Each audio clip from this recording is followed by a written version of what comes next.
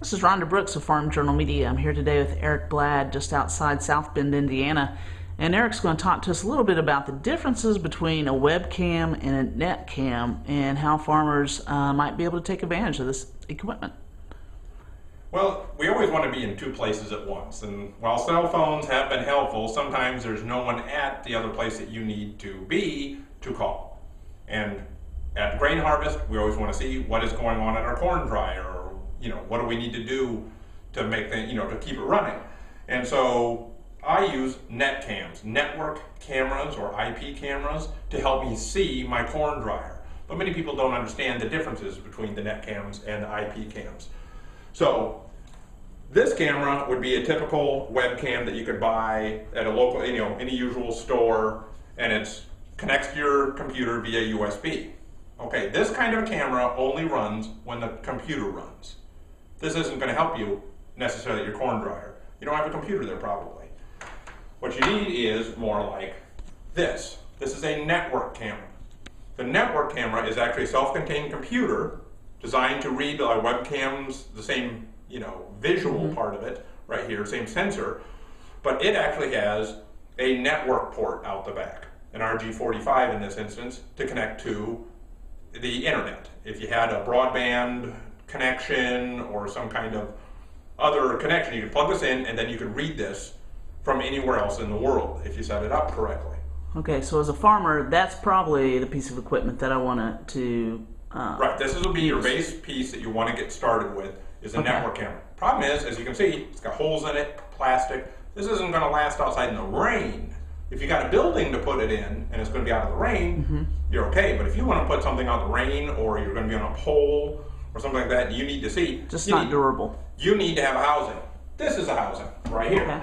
So this is a housing that you could fit mini cameras into. It's got an adjustable plate on the inside here.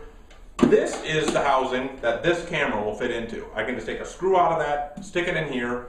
Now it's protected from the rain and from most of the weather, so now I can use that camera anywhere. Okay. So this is good to go, but now you have to mount it, wherever you're at. So I whipped up together a mounting that goes onto the bottom of it right there, hooks right there. But as you see, it hooks onto an auger. Okay, hold that there, Eric. Let's get a good look at that. So this holds on to an auger because I wanted to look at a dryer in another location. And the best spot that I could get to have an antenna to reach back so I could communicate with the network camera was by attaching to an auger up in the air. So I could bolt this on to the auger, put the camera on here, point it at what I wanted to see, a dryer, and then I could see that the dryer was running and filling up with corn. I could see right down inside the top of the dryer, like the old Canson style dryers. Sure. It's got a little roof, you could see the corn. This allowed me to see it from a distance. But as you can see, why am I looking at it from distance with an antenna? Because there was no internet connectivity right there. There was no place to plug in the RG45 jack. I see. Okay. So I needed another way to do it. So one of the ways you normally connect is you can connect wirelessly. A lot of these net cams come with a little antenna that allows you to connect wirelessly. But they don't do it over a long distance, maybe 100, 200 feet, and that's as far as they will connect. Like this camera, same thing. This little kind of antenna on here, you're only going to connect maybe 100, 200 feet away.